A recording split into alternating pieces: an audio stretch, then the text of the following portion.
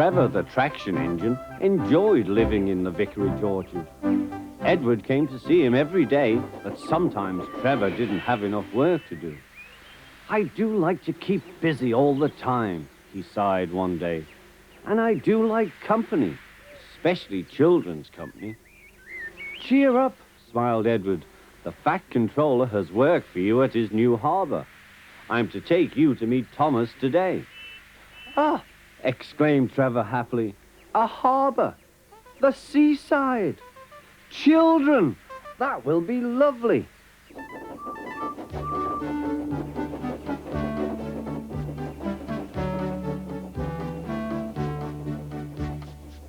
Thomas was on his way to the harbor with a trainload of metal pilings. They were needed to make the harbor wall firm and safe. "Hello, Thomas," said Edward. "This is Trevor, a friend of mine. He's a traction engine." Thomas eyed the newcomer doubtfully. "A what engine?" he asked.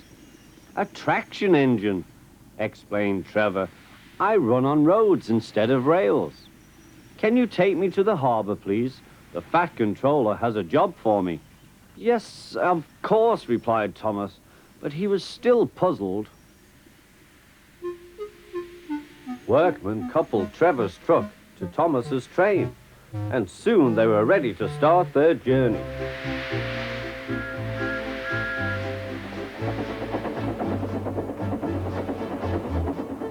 "I'm glad the Fat Controller needs me," called Trevor.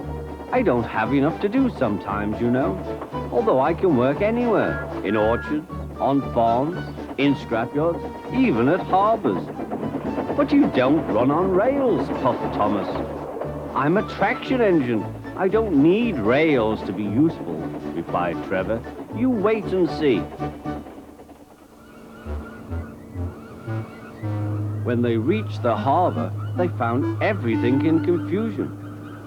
Trucks had been derailed, blocking the line, and stone slabs lay everywhere.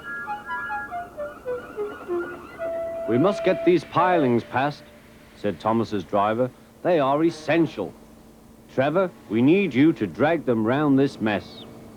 "Just the sort of job I like," replied Trevor. "Now you'll see, Thomas. I'll soon show you what traction engines can do." Trevor was as good as his word. He dragged the pilings clear with chains and towed them into position. "Who needs rails?" he muttered cheerfully to himself.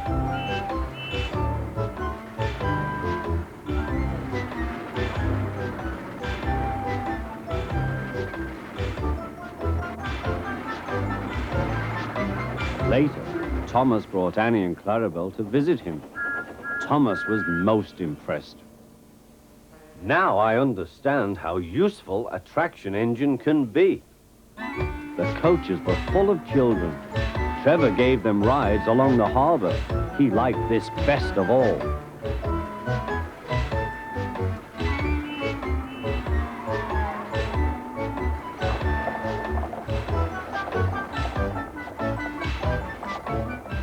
"He's very kind," said Annie. "He reminds me of Thomas," added Clarabelle. Everyone was sorry when it was time for Trevor to go. Thomas pulled him to the junction. A small tear came into Trevor's eye. Thomas pretended not to see. He whistled gaily to make Trevor happy.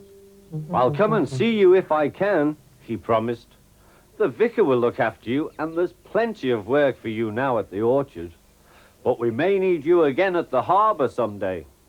"That would be wonderful," said Trevor.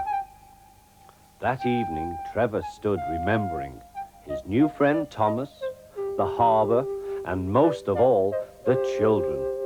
Then he went happily to sleep in the shed at the bottom of the orchard.